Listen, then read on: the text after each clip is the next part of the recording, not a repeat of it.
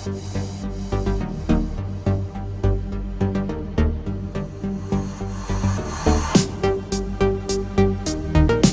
and welcome to Aussie LEGO Reviews. Today I'll be reviewing the 7656 Grievous Starfighter, also known as the Soulless One. This set contains a total of 232 pieces, one minifigure. It was released in 2007, and if you'd like to get it brand new sealed in the box, it will cost you around $100 to $130, and used will cost you $40 to $80 on eBay.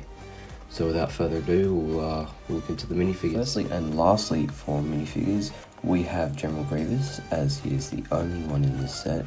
I would like to make a few notes before we start reviewing. I'm sorry for presenting General Grievous in a yellowed and damaged matter. It is the only General Grievous I have from 2007. I have the more recent General Grievous, and I'll do a side-by-side comparison. But for the meantime, I'll be reviewing this General Grievous as he is. He has white droid legs, just like the normal tan battle droids, and the droid battle arm, the angled ones, but they are white. He's got a unique body and head. Spin him around again. He's got a stud on his back for whatever reason, and his head mold is unique. I'll show you. It's actually hollow, as you can see. Put that back on. He has the ability to have 4 arms that can freely move and put together. This feature is for holding all 4 lightsabers, which we will get into later on. And I'm going to do a side-by-side comparison of the 2007 General Grievous and the 2014 General Grievous. First things first, we can obviously identify some drastic changes to the General Grievuses. One on the left being the older one, and the one on the right being the newer one. I'll be going through the pros and the cons of this older General Grievous and the pros and the cons of this new General Grievous. So, first of all, the new General Grievous, I'm not really a fan of the battle droid legs, being that they lack in movability. You can still bend the torso back and forth on there. I'm not really a fan of the head as well. It's just a bit clunky and not really realistic to the movie. But one thing I do like is the way that these arms are used. I don't know how you'd say it, but the movability of these is a lot better when holding lightsabers, in my opinion. And I'll move over to this General Grievous. Can obviously see some changes here. The feet are movable, they're more realistic to the movie, having these claws, metallic claws. The torso is a lot more unique and realistic to the movie. The head, again, a lot more realistic to the movie. It's got a neck now, as you can see, and face printing. You can see his orange eyes. But like I was saying with the older General Grievous, the one thing that I dislike about this one is the arms, making it hard to hold lightsabers and weapons, as you can see. And that sums up the General Grievous comparison. Now taking a look at the ship itself, the ship's name is Soulless One, and it is featured in episode 3 when Obi-Wan and General Grievous are fighting. The ship has got a couple of playability features, which I'll show you now.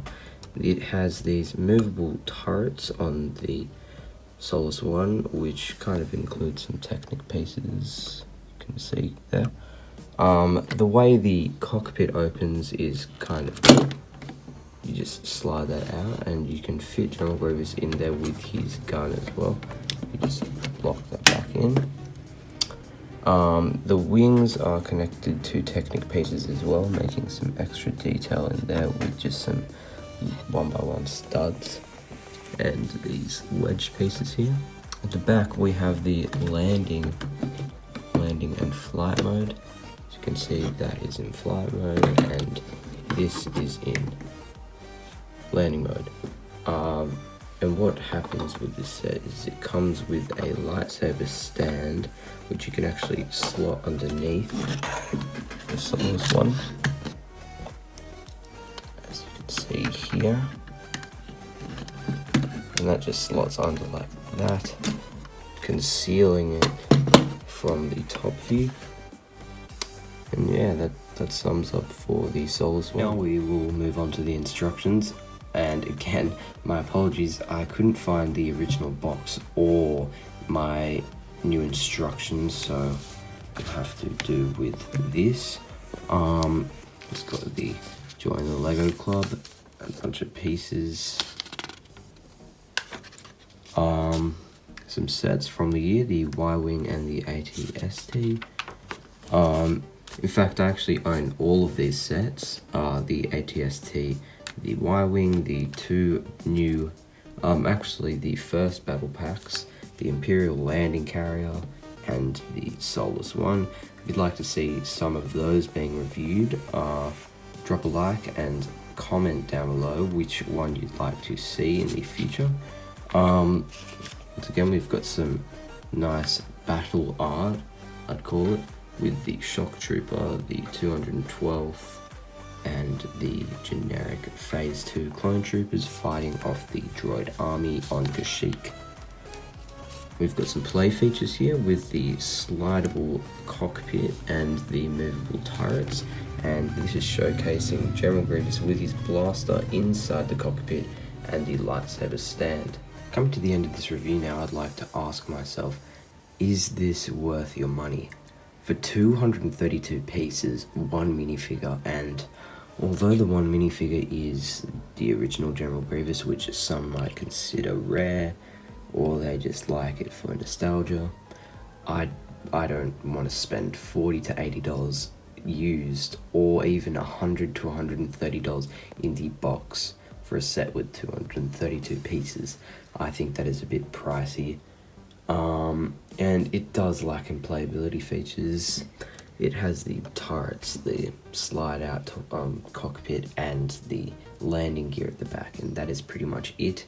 And because the year 2020 is apparent, we should be receiving a brand new Solus one with the updated General Grievous minifigure and the Obi-Wan minifigure, so I'd much prefer to buy that over this one.